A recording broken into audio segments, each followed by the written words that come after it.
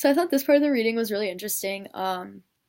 So some things we talked about in class that I like really noticed in this reading was like how men are supposed to be sexual but women aren't, and like that double standard of, you know, a man can sleep around and all this stuff, but a woman has to be a virgin.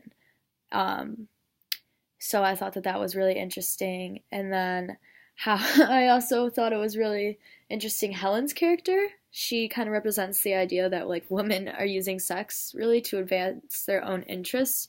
Um, and she really represents the idea of like women playing into this culture.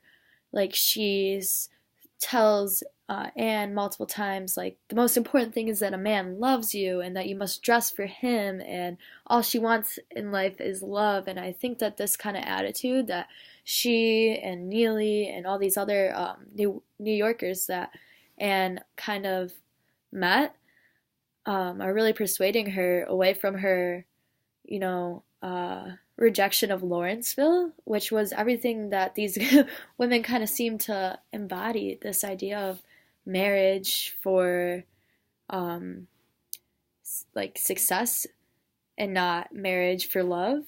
I think that's what Anne is really concerned about, but now she's kind of looking to marry Lion Burke, and I mean, he obviously has money as well, which might be a plus, but I think she's also doing it for love. So at the same time, I'm not really sure her motivations behind it, but I'd really like to learn if Anne is being influenced by these people and going to go down a wrong path, or if she's going to stay the type of person she is. Um, so, like, really interesting thing that I thought would, like, quote was that um, Lion Burke, she was talking to Lion Burke, and she says, "Of course you can't love me. I love you. Or you can't love me like I love you. I don't expect it."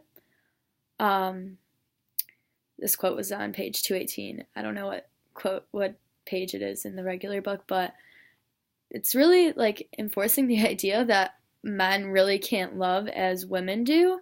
And it kind of is like the idea, as Neely had said, where a man can't stay faithful. And I think that's really troubling, that we excuse men for all of this kind of behavior, but we don't we call women all these derogatory names like slut and things when they do these same things that men do. So I think that a lot of these ideas in this reading are still so prevalent today. Um, and then I also thought that it was interesting that Alan, I mean, I understand, I feel sympathy a little bit for Alan because, you know, he thought that he could eventually get her because he's this entitled man, and that's what society has always told him. And again, troubling because when he realizes I can't have this, he calls her, "You bitch, I don't need the ring. You can buy a lot of, or I can buy a lot of them, but you're going to need it." So I just don't even understand why he thinks he owns her and is entitled to her when she said no a billion times and has told him, "I don't want to marry you." And so I was just kind of confused on that part, but I think that the entitlement that men have in this book is so prevalent and still prevalent today.